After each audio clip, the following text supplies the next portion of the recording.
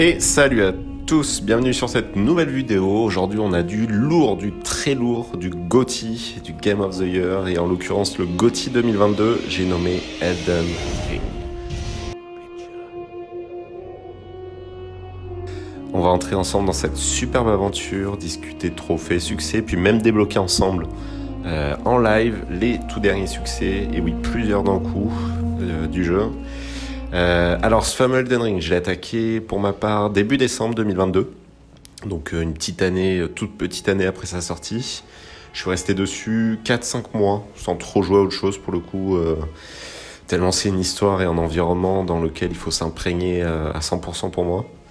Et donc pour le platiner, là tout récemment, début mai. Allez, on en parle tout de suite, n'hésitez pas à vous abonner si vous aussi vous êtes fan de succès, de trophées. On essaye d'arriver bientôt aux 200 abonnés, ce serait top. Alors, pour commencer par le jeu en général, pour moi il s'agit de mon premier From Software. Je suis pas le plus grand fan, on va dire, des jeux hardcore habituellement. Je n'oserais pas par exemple m'attaquer à un Dark Souls qui je pense est beaucoup trop compliqué pour moi. Mais ayant entendu que celui-ci est bien moins punitif que ses frères et un peu plus open world, je me suis laissé tenter et j'ai franchement pas été déçu du tout. L'ambiance et la direction artistique du jeu sont incroyables, les musiques sont épiques, les mobs, les boss sont vraiment super bien travaillés, et même les PNJ.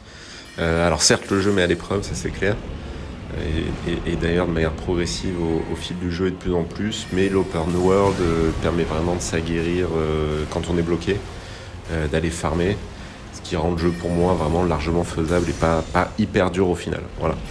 De mon point de vue, je reprocherais simplement son histoire, que je trouve un peu comme souvent dans le genre de jeu, pas vraiment expliqué, hyper complexe. Et du coup on se retrouve souvent à pas comprendre grand chose à ce qu'on fait, pourquoi on le fait, et je trouve ça un peu dommage, surtout pour un jeu comme ça. Mais voilà, au global ça n'empêche pas que le jeu pour moi mérite totalement son titre de jeu de l'année, qu'on ressent un gros vide quand on a fini le jeu, et je comprends vraiment ceux qui disent qu'il est difficile de passer à un autre jeu après Elden Ring. Sur les succès et trophées, ils sont assez nombreux, ça va, 42 au total pour Midgey pour l'instant, parce qu'il y a un DLC qui vient d'être récemment annoncé qui pourrait rajouter du trophée. Ils sont surtout liés au boss qu'on va affronter au fil de l'aventure, donc pas forcément très variés, ça c'est un peu dommage. Mais voilà, globalement ils ont été gentils par rapport notamment au Dark Souls où il fallait beaucoup plus viser le 100% sur tous les objets, les sorts, etc. Là c'est pas le cas. Il y a quelques succès manquables à prendre en compte dès le début, surtout si on veut pas faire plusieurs parties, notamment 3 succès là qui sont liés à 3 fins différentes du jeu, mais il y a toutefois une petite astuce que j'ai trouvé pour débloquer ces 3 fins en une partie. On la fera ensemble d'ailleurs, puisqu'il s'agit du coup des derniers trophées du jeu. Il y a du challenge quand même globalement, hein, car il y a des boss qui sont vraiment très chauds, et des boss optionnels, notamment le plus dur du jeu pour moi qui est Malenia.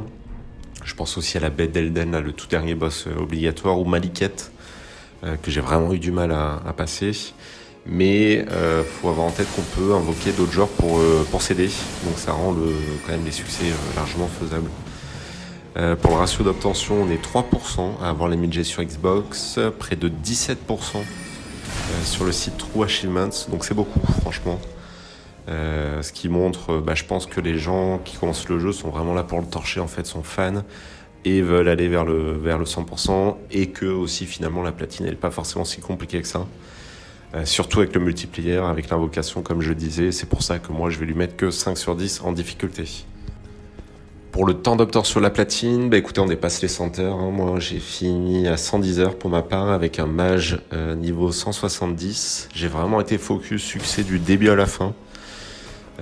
C'est pourquoi le temps va fortement là aussi dépendre de comment vous abordez le jeu. On peut vite s'éparpiller, vite allonger la durée. J'ai vu beaucoup de joueurs qui dépassaient les 200, 300 voire 400 heures et même au-delà. Dans l'autre sens, je pense que c'est compliqué de le faire en moins de 100 heures. C'est possible si on est déjà bien habitué au système From Software. Voilà. Et je voulais aussi dire que pour le coup, moi je me suis pas mal accompagné d'un guide pour la plupart des donjons et de l'aventure. Clairement, je ne vois pas comment c'est faisable sans. Le mec, franchement, qui tape la platine sans ouvrir un seul guide, respect. Sauf à y passer beaucoup de temps, mais encore, il y a des tricks ou des passages qu'on peut très très facilement louper. Alors pour évoquer le trophée le plus long, mais il n'y en a pas vraiment, car comme je le disais, soit c'est des succès liés au boss, donc plus dur que long en fait, soit c'est des collectibles légendaires, mais franchement ils sont pas nombreux, donc c'est assez rapide aussi. Je vais juste citer le trio de succès, les 3 fins que j'évoquais tout à l'heure, car pour y accéder, il faut avoir battu tous les boss obligatoires du jeu, notamment le dernier qui est assez chaud, la bête d'Elden, et surtout en théorie, sans le glitch entre guillemets, il faut en théorie 3 parties pour les avoir, ce qui peut être assez long. Concernant le succès le plus dur, je pense à un succès de boss, fatalement, et pour moi, et pour beaucoup, le plus dur, l'aventure, donc Malenia, un boss optionnel, mais qui a son succès. Vous le verrez dans le live juste après, parce que c'est un des succès qu'on débloque en dernier. On a dû s'y mettre à 3 pour l'avoir, car même à 2 ça passait pas, alors pourtant avec un joueur assez bon. Elle est franchement hyper rapide, elle a des attaques qui te one-shot d'un coup, et surtout elle récupère du PV quand elle te touche. Donc clairement en solo, à moins d'être très très fort et très avancé, c'est chaud. Ok, bah écoutez les amis, on se retrouve en vidéo commentée, justement contre cette fameuse Malenia là, qui fait partie des tout derniers trophées que j'ai dû obtenir. Donc qui est pour moi, je vous le disais, le boss le plus chaud. Vous voyez, on est 3 là, il y en a un à gauche, un à droite. Et même à 3, franchement, on s'y est repris à plusieurs reprises. Et heureusement, donc il y a un pote, et puis l'autre c'est une personne, un random en fait qu'on a invoqué. Heureusement, il est bon. Vous voyez là, c'est le waifu, il fait hyper mal. Du coup, combiné à mes sorts lointains, c'était vraiment pas mal. Et on finit enfin, voilà. Même si le combat va vite, on finit enfin par la battre, cette fameuse Malenia. Donc ça, c'est vraiment le trophée qui fait plaisir en live. Le voici, la porteuse de fragments et une rue majeure à la clé. Bah écoute, on peut dire merci à ce waifu qui nous a bien aidé. Bye bye. Merci à toi. On enchaîne avec le tout dernier boss du jeu. J'en ai parlé aussi, la bête d'Elden. Bizarrement, on a beaucoup plus try celui-ci que Malenia. On y a peut-être mis 15-20 essais. À 2, du coup.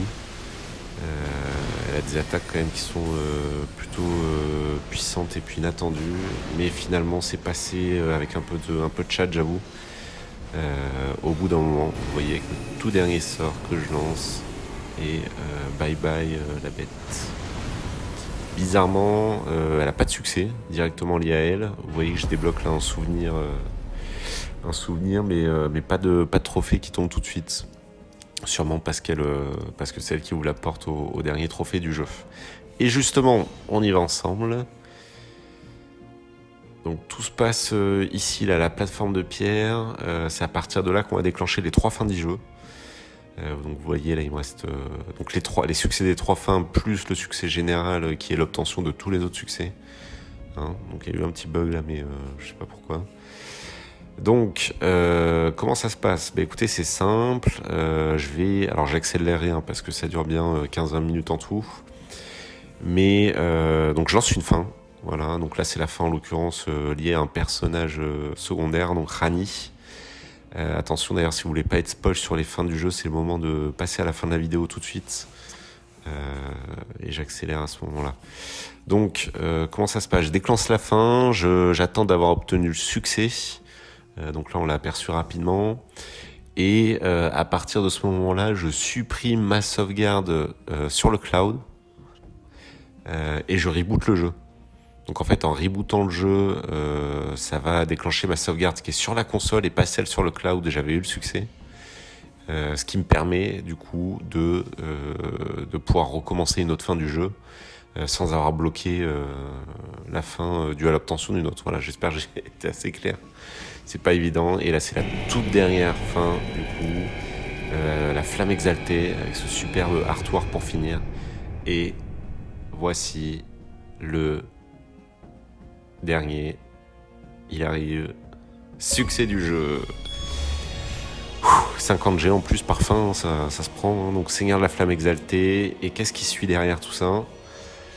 C'est le trophée Cercle d'Elden, le fameux 70 G celui-là, qui demande du coup d'obtenir tous les trophées du jeu. Voilà, bah écoutez, super content, la fin d'une super aventure. Et voilà pour Elden Ring les amis, n'hésitez pas à vous abonner, ça fait plaisir. La prochaine vidéo devrait être sur un autre GOTY, décidément, et en l'occurrence celui de l'année d'avant, l'année 2021. Je vous remets les chiffres clés de Elden Ring et de ses succès juste là. Surtout n'hésitez pas à laisser un com si vous êtes bloqué, si vous avez besoin d'une astuce ou autre. Là je connais à peu près le jeu par cœur. Ou si vous avez besoin d'aide. A plus.